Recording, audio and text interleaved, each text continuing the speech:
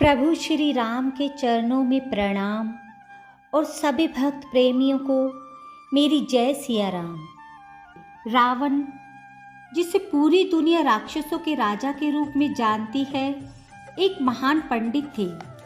आप किसी अन्य ऋषि मुनि और उस काल के पुजारी में उनके तप में इतनी कठोरता नहीं पाएंगे। रावण ने तपस्या के मार्ग से ही भगवान शिव को प्रसन्न किया। शायद कम ही लोग जानते हैं कि रावण के पिता एक ऋषि थे और माँ एक राक्षस कुल की थी। इसलिए माँ के गुणों के कारण रावण में दानव के गुण आ गए, लेकिन पिता के कारण मिली तपस्या का गुण रावण के लिए सबसे अच्छा साबित हुआ। रामायण के अनुसार जब रावण अपने अंतिम समय में था तो राम ने लक्ष्मण को अपने पास बुलाया। राम ने लक्ष्मण से कहा कि रावण नीति, राजनीति और शक्ति का महान ज्ञाता है। ऐसे समय में जब वह संसार से विदा ले रहा है, तुम उसके पास जाकर जीवन की कुछ शिक्षा लो। बड़े भाई श्री राम के आदेश का पालन करते हुए लक्ष्मण जी रावण के सिर की तरफ खड़े हो गए, लेकिन रावण ने एक शब्द भी नहीं कहा। रावण चुप रहा। थोड़ी देर प्रतीक्षा करने के बाद भी रावण के मुख से एक भी शब्द नहीं निकला। तब लक्ष्मण वापस श्री राम के पास वापस लौटे और उन्हें पूरी कहानी बताई। तब भगवान श्री राम मुस्कुराए और लक्ष्मण जी से बोले, लक्ष्मण, अगर जीवन में किसी से ज्ञान प्राप्त करने की आवश्यकता है तो व्यक्ति को उसके पैरों के सामने खड़ा होना चाहिए, ना कि उसके सिर के पास। उसके पास जाओ, प्रार्थना करो, वे तुम्हें निश्चित रूप से सफलता के लिए कुंजी प्रदान करेंगे।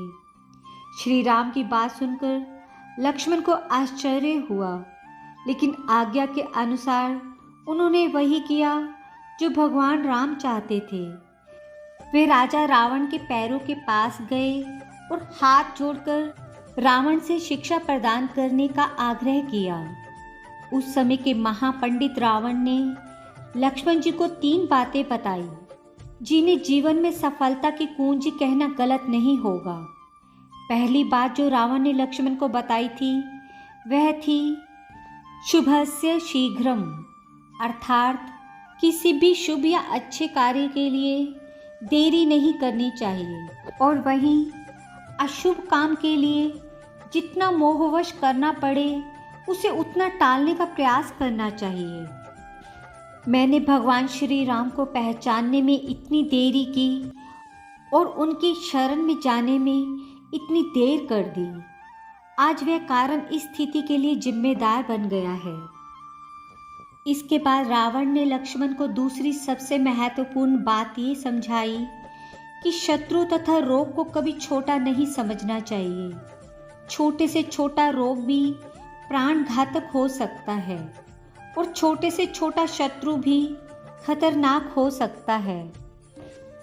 अपने विरोधी को कभी कम मत समझो। मैंने अपने जीवन में ये गलती की।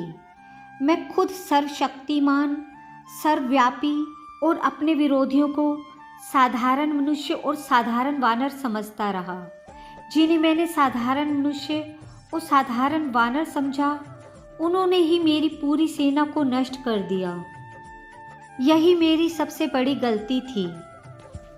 रावण ने लक्ष्मण को तीसरी ज्ञान की बात बताई कि अपने जीवन से जुड़े राज को यथासंभव गुप्त ही रखना चाहिए।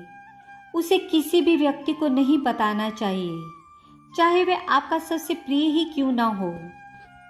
मैंने गलती की और मैंने अपने भाई विभीषण को अपनी मृत्यु का रहस्य बताया। मुझे लगा कि वह मेरा भाई है, वह किसी को भी मेरा राज नहीं बताएगा, वह कभी नहीं चाहेगा कि मेरी मृत्यु हो, और यही मेरी जिंदगी की सबसे बड़ी भूल थी। मुझे उस भूल की कीमत अपनी जान देकर चुकानी पड़ रही है। इस प्रकार रावण के द्वारा दिए गए इस अमूल्य ज्ञान को हर मनुष्य को अपने जीवन में अवश्य उतारना चाहिए। राम से बड़ा राम का नाम, प्रेम से बोले जय सिया राम।